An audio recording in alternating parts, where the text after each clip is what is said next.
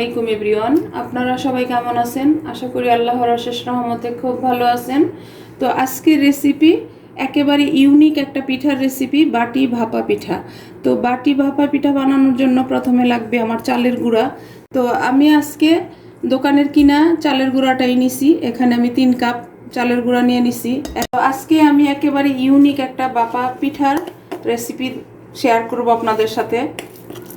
এখন প্রথমে দিব আমি স্বাদ মতো লবণ, কারণ আমরা ভাপা পিঠা কিন্তু সবাই পছন্দ করি, কিন্তু বানানোর সমস্যার কারণে অনেকে বানায়ও না, খায়ও না। তো আজকে যদি আমার এই ভাপা পিঠা আপনাদের কাছে একটু ভালো লাগে তাহলে বাসায় ট্রাই করে দেখতে পারেন, আশা করি নিরাশ হবেন না। তো এখন দিব আমি হাফ চামচ বেকিং পাউডার আর দিব হাফ চামচ বেকিং সোডা, দিয়ে এটাকে ভালোভাবে মিশাবো। তো আজকের এই ইউনিক ভাপা পিঠা যদি আপনাদের একটু ভালো লাগে তাহলে আমার চ্যানেলটাকে সাবস্ক্রাইব করবেন, লাইক করবেন, শেয়ার করবেন এবং কমেন্টস করবেন। আমার পাশেই থাকবেন আমার প্রিয় ভাই বোনেরা। এখন এই যে সব কিছু একসাথে মিশানো হয়ে গেল, এই পর্যায়ে আমি একটু একটু পানি দিয়ে এটাকে গোলায় নিব। দেখেন সব কিছু একসাথে মিশানো হয়ে গেল, আর ব্যাটারটা এরকম হবে, এর চাইতে পাতলাও হবে না, গাঢ়ও হবে না। এখন আমি এই পর্যায়ে দিব 1 চামচ কুকিং অয়েল, রান্নার তেলটা 1 চামচ দিয়ে দিব। এই যে দিয়ে দিলাম। এটাকেও এখন ভালোভাবে মিশাই নিব। একেবারে ইউনিক আমার আজকের এই ভাপা পিঠা, আপনারা বাসায় ট্রাই করলে বুঝতে পারবেন এটার স্বাদ কোনো অংশেই আমাদের যে অথেন্টিক ভাপা পিঠা হয় তার চাইতে কম না।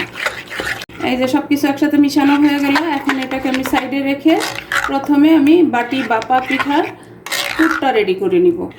ভাপা পিঠা পুরের জন্য আমি প্রথমে একটা ফ্রাই প্যান বসাই দিছি। এখন এখানে দিয়ে দিব আমি একটা নারিকেল কোরানো, এই যে আমার ফ্রেশ নারিকেল কোরানো, আর দিব 300 গ্রাম খেজুরের গুড়। এখন মিষ্টিটা যে যতটুকু খান অতটুকু দিয়ে নেবেন।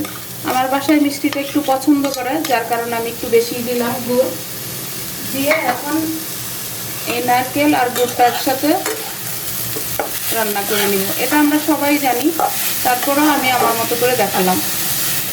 নারকেলের পুরটা বানানো হয়ে গেল, এখন আমি পিঠাগুলা বানানো শুরু করব। এটা সাইডে রেখে দিব। এখন এই বাটি ভাপা পিঠা বানানোর জন্য আমি এরকম ছোট ছোট বাটি নিয়ে নিলাম। এই যে এর মধ্যে সামান্য একটু তেল ব্রাশ করে দিব আমি। এই যে একটার মধ্যে একটু বেশি নিয়ে নিলাম। এখন আমি বাকি সবগুলিতে দিয়ে দিয়ে ব্রাশ করে দিব। এই যে ব্রাশ করে নিলাম হাত দিয়ে, আলাদা কোনো ব্রাশ নিলাম না। এই যে দেয়া হয়ে গেল। এখন এই যে আমি ব্যাটারটা রেডি করে রাখছি ভাপা পিঠার জন্য, এখন এটা আমি দিয়ে দিব। বিসমিল্লাহির রহমানির রহিম। এই যে প্রথম লেয়ারটা দিয়ে দিলাম।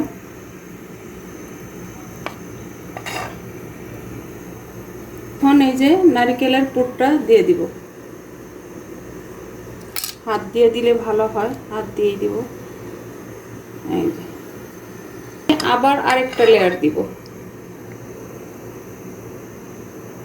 এইভাবে সবগুলি পিঠাতে আমি আরেকটা করে লেয়ার দিয়ে দিব।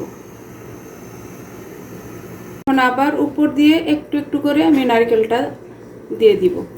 এটা টেস্ট অনুযায়ী দিবেন আর কি, যদি কেউ বেশি পছন্দ করেন তাহলে উপর দিয়ে এরকম দিয়ে দিবেন। এই যে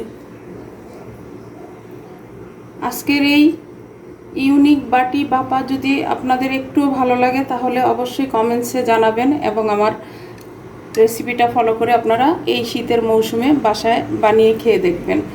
আর যারা ফেসবুক পেজ থেকে দেখতেছেন তারা অবশ্যই পেজটাকে লাইক, শেয়ার, কমেন্টস করে দিবেন। যে ভাপা পিঠাগুলো বানানোর জন্য আমি এখানে পাতিলে পানি গরম বসাই দিছি। অলরেডি পানিটা বলকও চলে আসছে। এখন এই যে এরকম একটা ঝাঁঝরি দিয়ে দিব। ঝাঁঝরিটাতে পানিটা একটু থাকবে। এই যে ঝাঁঝরির উপরে কিন্তু পানিটা আছে। এখন এখানে আমি একটা বাটি বসাই দিব, এর উপরে একটা স্ট্যান্ড দিব, দিয়ে আমি একসাথে চেষ্টা করব 2টা 3টা বানানোর জন্য। এই যে দিয়ে এখন ঢাকনাটা দিয়ে দিব। ঢাকনাটা দিয়ে চুলার আঁচটা বাড়াই দিব। এটা ভাপে সিদ্ধ হওয়া পর্যন্ত অপেক্ষা করব। এই যে দেখেন 10 মিনিটের মতো লাগলো আমার এই পিঠাটা হইতে। আমার এই যে মাশাআল্লাহ মাশাআল্লাহ বাটি ভাপা পিঠাটা হয়ে গেল। এখন আমি পিঠাটাকে নামাই নিব, নামাই আমি আপনাদের সাথে শেয়ার করতেছি যে আমার পিঠাগুলা কেমন হয়েছে। দেখেন মাশাআল্লাহ পিঠাটা,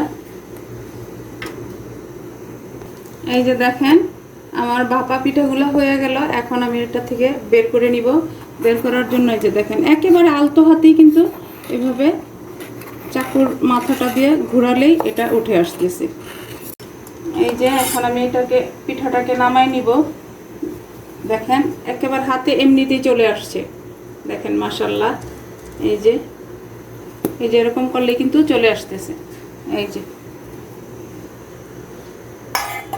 দেখেন মাশাআল্লাহ আমার ইউনিক বাটি ভাপা পিঠাটা কেমন হয়েছে। দেখতে কিন্তু মাশাআল্লাহ অনেক লোভনীয় হয়েছে, খেতেও নিশ্চয়ই টেস্টি হবে। তো বাকিগুলি বানাই পরে আমি এটাকে ভেঙে সার্ভ করে আমি আপনাদের সাথে শেয়ার করতেছি।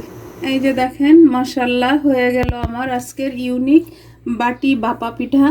দেখেন দেখতে যেমন সুন্দর, খেতেও তেমনি টেস্টি হয়েছে। তো আমরা একেবারে ইজি ওয়েতে কিন্তু এইভাবে পিঠাগুলি বানায় নিতে পারি। তো এই শীতের মৌসুমে আমার এই রেসিপিটা ফলো করে আপনারা অবশ্যই বাসায় ট্রাই করে দেখতে পারেন। তো এখন আমি একটা পিঠা আপনাদেরকে ভেঙে দেখাই যে পিঠাটা কেমন হইল। এই যে দেখেন মাশাআল্লাহ পিঠাটা দেখেন। এই যে একটা পিঠা ভাঙি, দেখেন এই যে ভাপা পিঠা আমরা বাসায় খাইছি, খাওয়াতে দেখলাম এত টেস্ট, মানে না খেলে বুঝতে পারবেন না। এইভাবে বানায় যদি না খান তাহলে বুঝতে পারবেন না। দেখেন ভেঙে একেবারে টুকরো টুকরো করে দেখালাম।